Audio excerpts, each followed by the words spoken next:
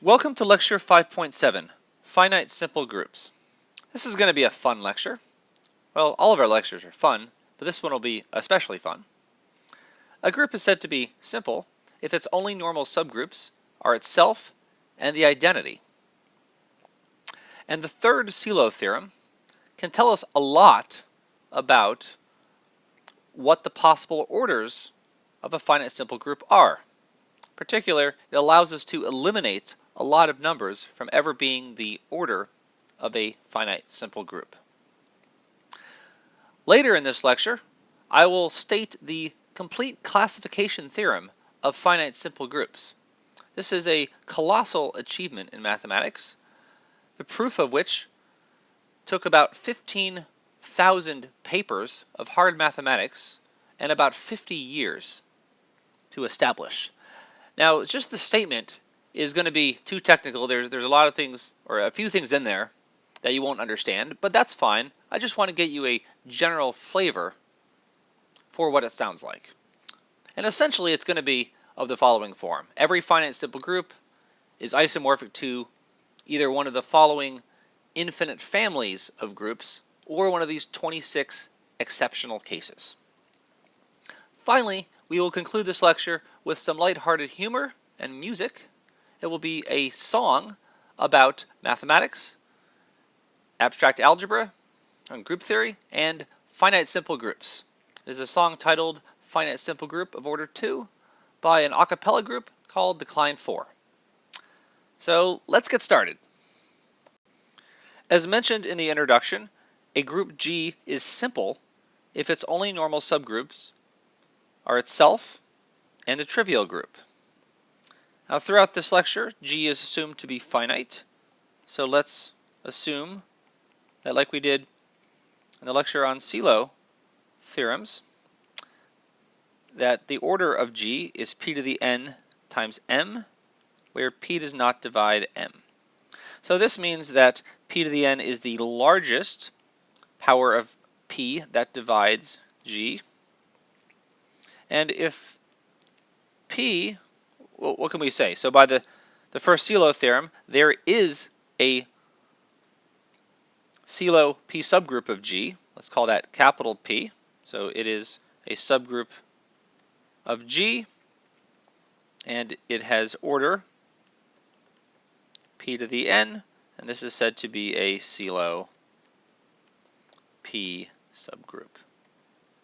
And we know that there's at least one of them by the first Ceelo theorem, and if there's more than one by the second Ceelo theorem, they all have to be conjugate.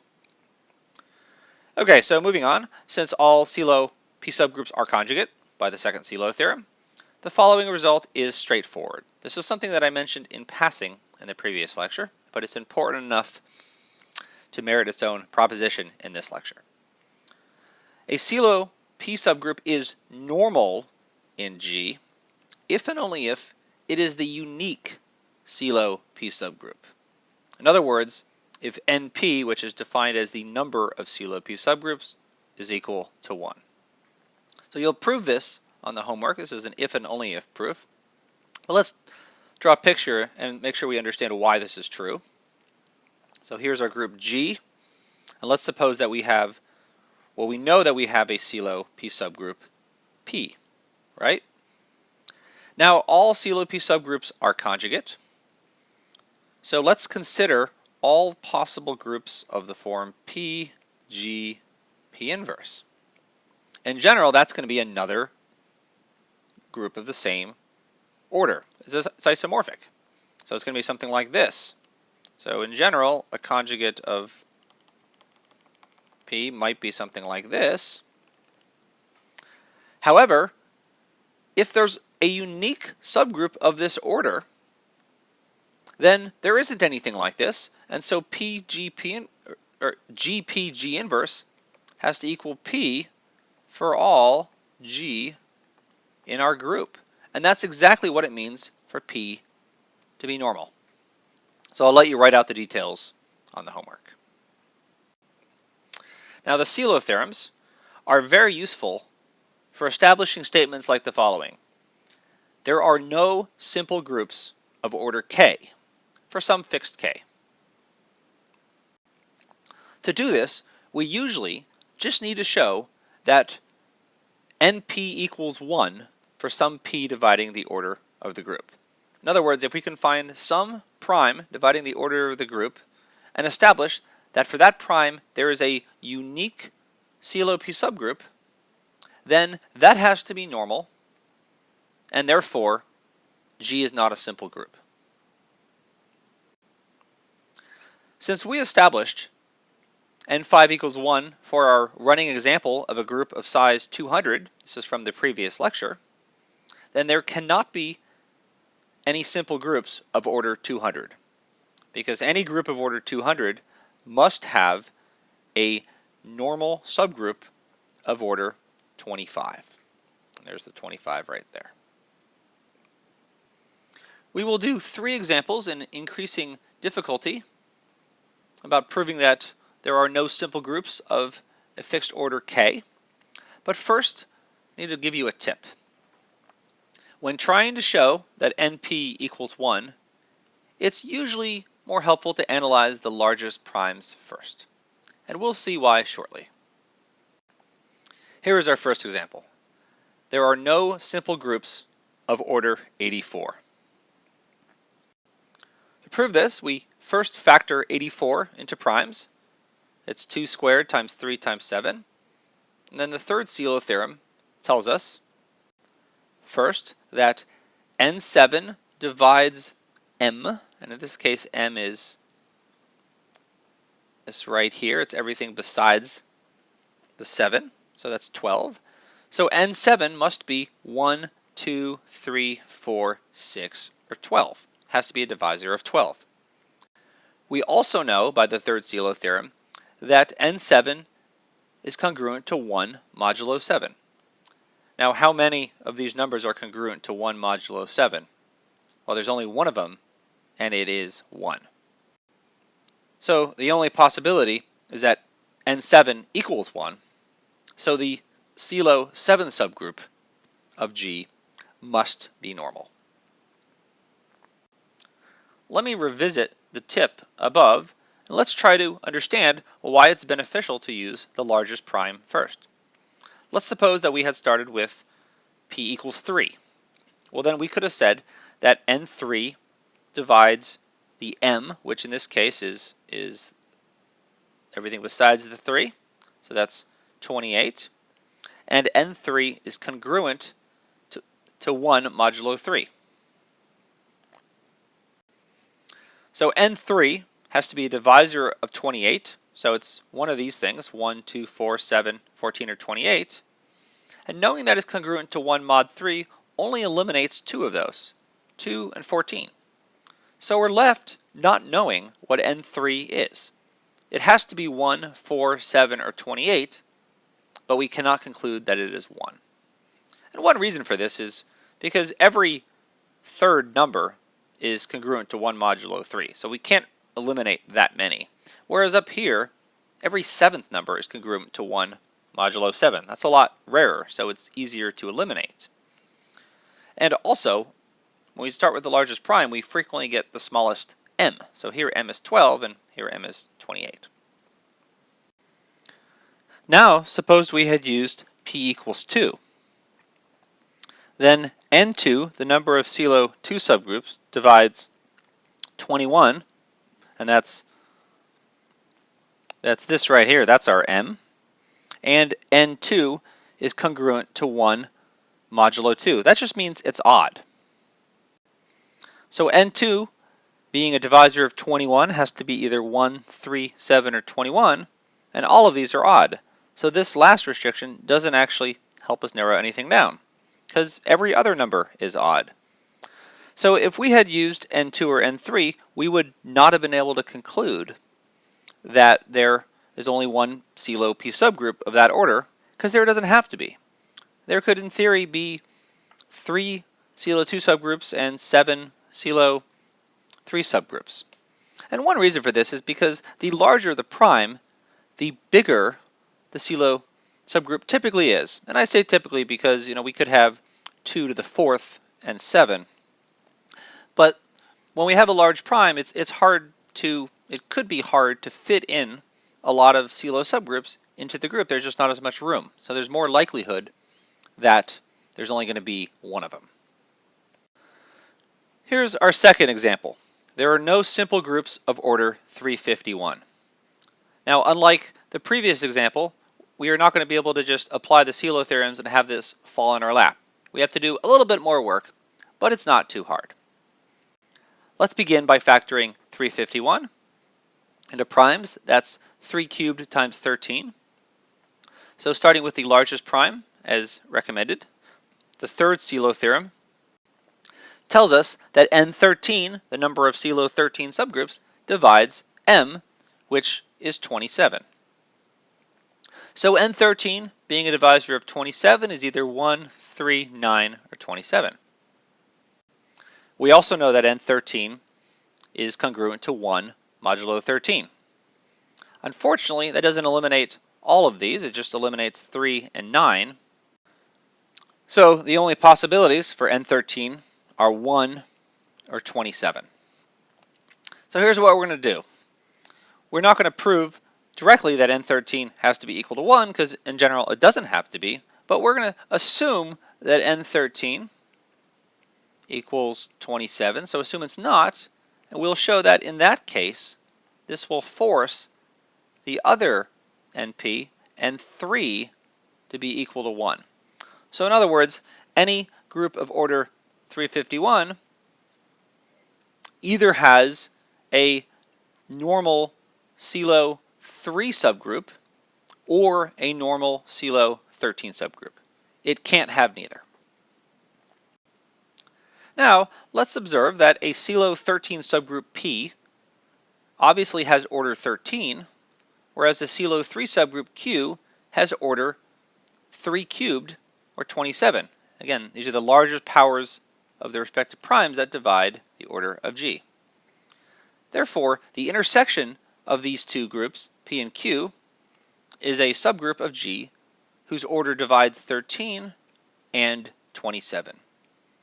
Now these are relatively prime, so the order of this intersection has to be 1, meaning that P intersect Q is just the identity. Moving on, let's suppose that n13 is 27. Recall that we are going to try to prove that n3 has to be 1. Now, every Ceelo 13 subgroup contains 12 non-identity elements. So if we count these up, we get that G must contain 12 non-identity elements times 27 subgroups, which is 324 elements of order 13. Here's a little picture of this. Let's suppose that our group G looks like this. And let's suppose that this right here is a Ceelo 13 subgroup. Let me just call it P1. And let's suppose there are 27 of these. Well, I'm not going to draw all of this, but let's just do dot, dot, dot, and then out here. So they all intersect in the identity element. But what other elements are there? So each of these has 12 other elements. 1, 2, 3, 4, 5, 6, 7, 8, 9, 10, 11, 12. 2, 3, 4, 5, 6, 7, 8, 9, 10, 11, 12. 3, 4, 5, 6, 7, 8, 9, 10, 11, 12, and so forth.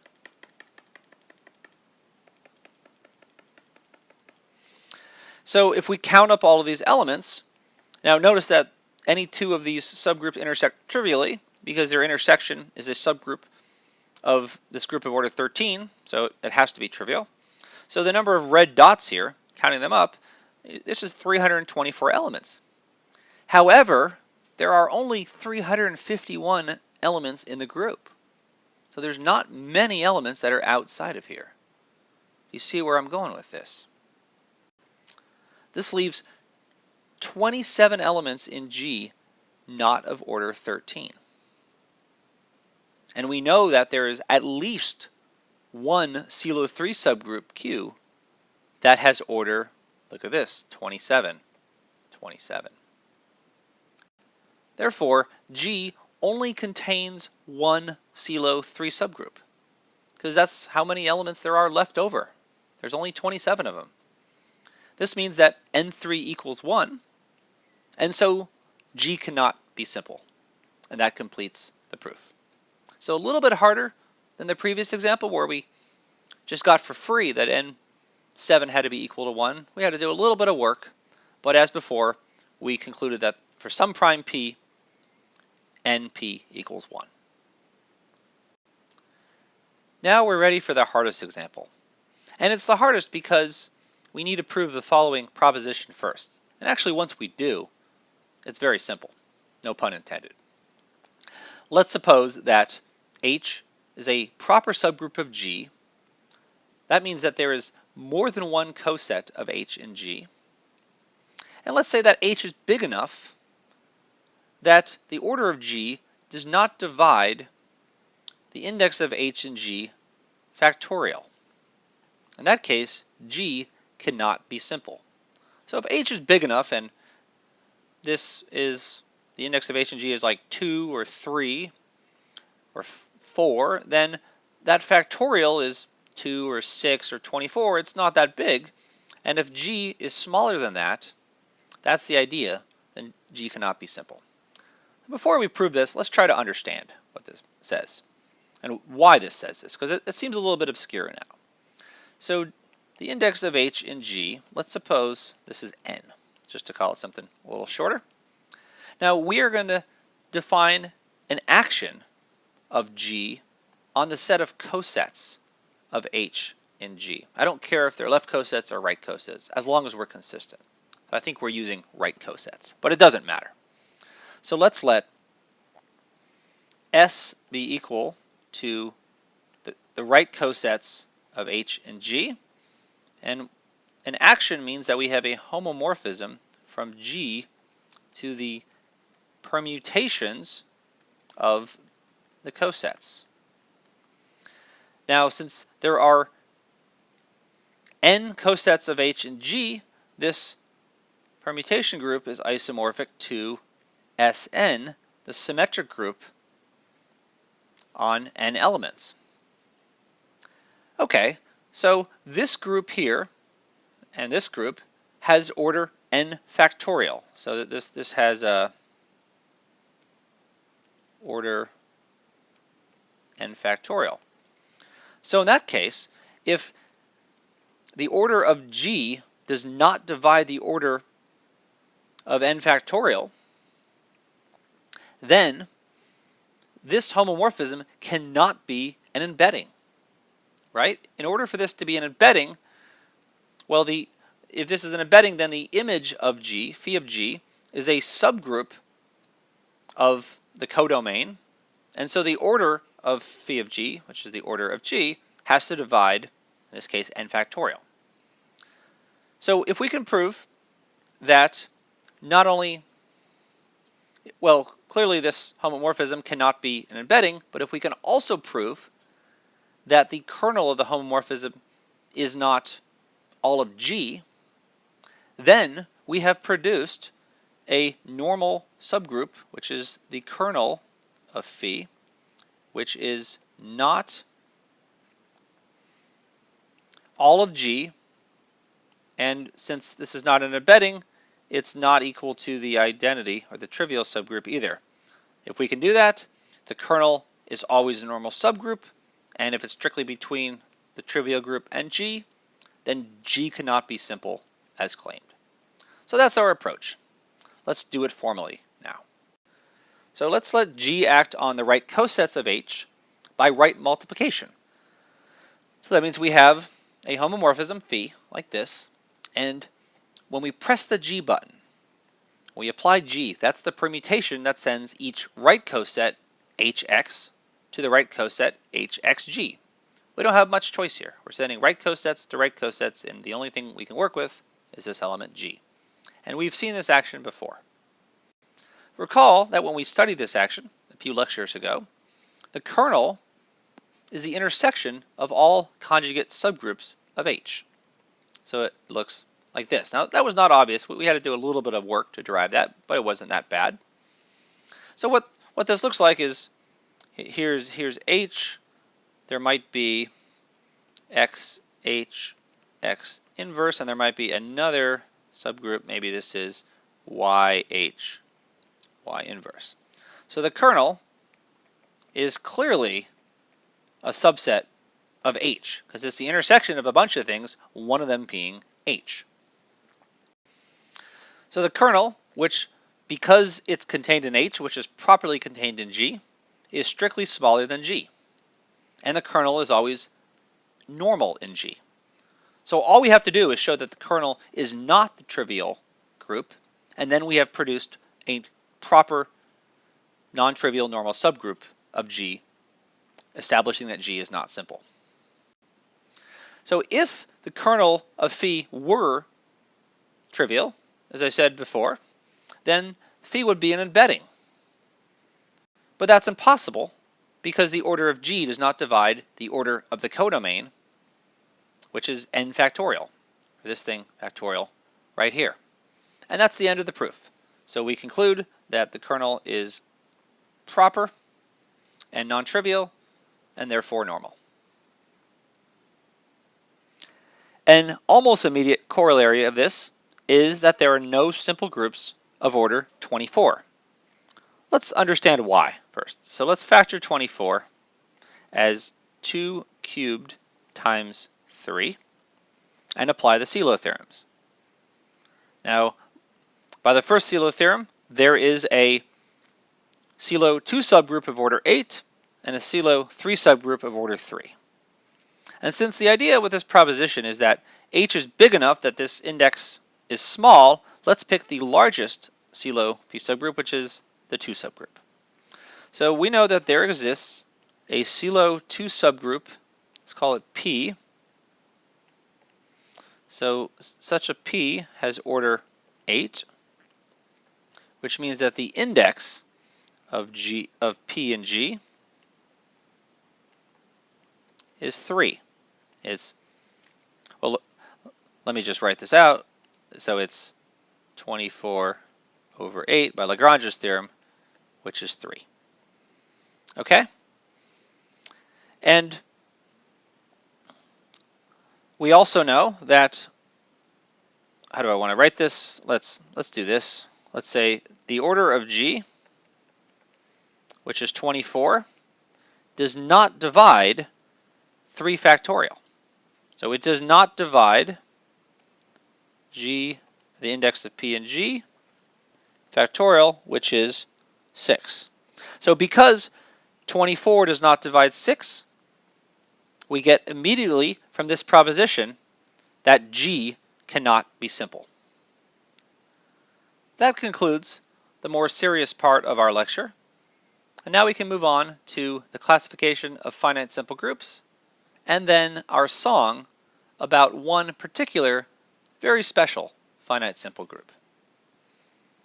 So our theorem says that every finite simple group is isomorphic to one of the following groups. First, it could be a cyclic group, ZP, where P is prime. Obviously, a cyclic group with composite order has subgroups that are obviously normal, because the group is abelian. It could be an alternating group, AN, where n is at least 5. Recall that we've seen A4 a few times before, and that actually had a normal subgroup. So A4 has order 12, and we found a normal subgroup of order 4. But it turns out that that is the largest alternating group that is not simple. We won't prove that. I think I might put it on the homework, though. Now we get to some more complicated groups. Another possibility is that our group could be something that's called a Lie-type Chevalley group. I don't know if I pronounced the Chevalley right. I think it's French, which means I probably did not pronounce it right. So these are infinite families. They exist for any value of n and certain values of q and p, and in this case epsilon. I don't actually know how to define these. I think I've seen maybe like these two before, and I really have never played with these. Most mathematicians don't know this theorem, and certainly do. This is very specialized if you actually know and understand what these groups are.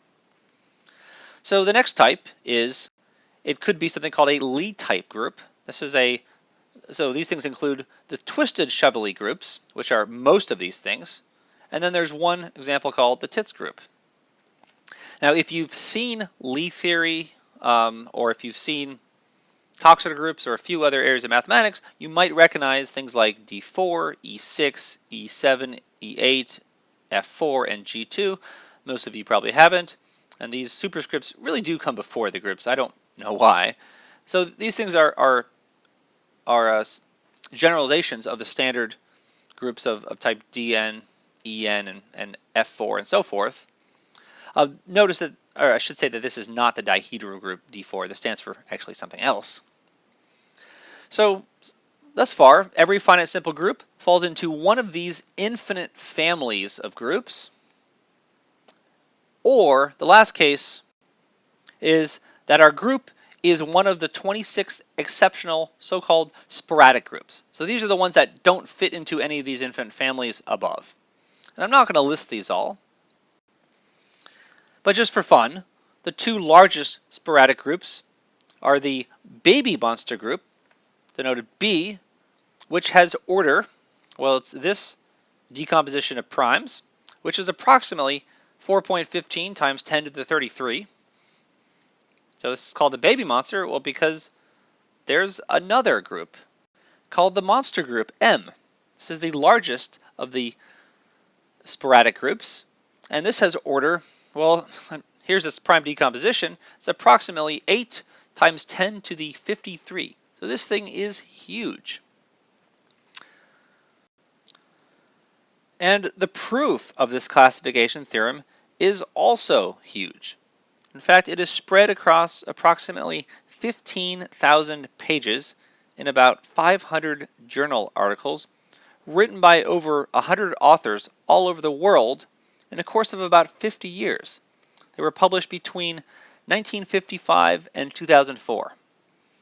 In fact, the proof was thought to have been completed in 1981, but of course there were some doubters, and the doubters turned out to be correct. There were some flaws, and they were fixed over the next 20 or so years until they were finally finished in 2004. And of course, I'm sure there are still some doubters out there that think maybe something needs to be rechecked, but I think most people believe that even if there is a mistake or typo or two in these 15,000 pages, which I'm sure there is, that the proof is still correct, and this is indeed the complete classification. And by the way, this is the classification of finite simple groups. There are infinite simple groups, but you can only imagine how much more insanely complicated that would be. And so it's almost certain that there will be no such classification theorem in the history of mankind for infinite simple groups. Just for fun, I did a quick Google image search for finite simple groups to see what I could come up with. And this thing popped up. It is an image by Ivan Andres from 2002. There's the copyright down there. Now, there is no rhyme or reason why the classification of finite simple groups has to be arranged like a periodic table of the elements, but because the periodic table is so symbolic, it's common for things that are classified to be arranged in that fashion just for fun. So here it is. Here are the cyclic groups on the right-hand side. Here are the alternating groups over here.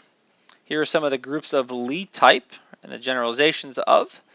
And if you've seen these groups before, you have likely seen the Dinkin diagrams. These things are a way to encode certain generators and relations. I won't get into the details of this. It's a much more advanced topic. So here's some of the other groups, and there's a key over here as to which is which.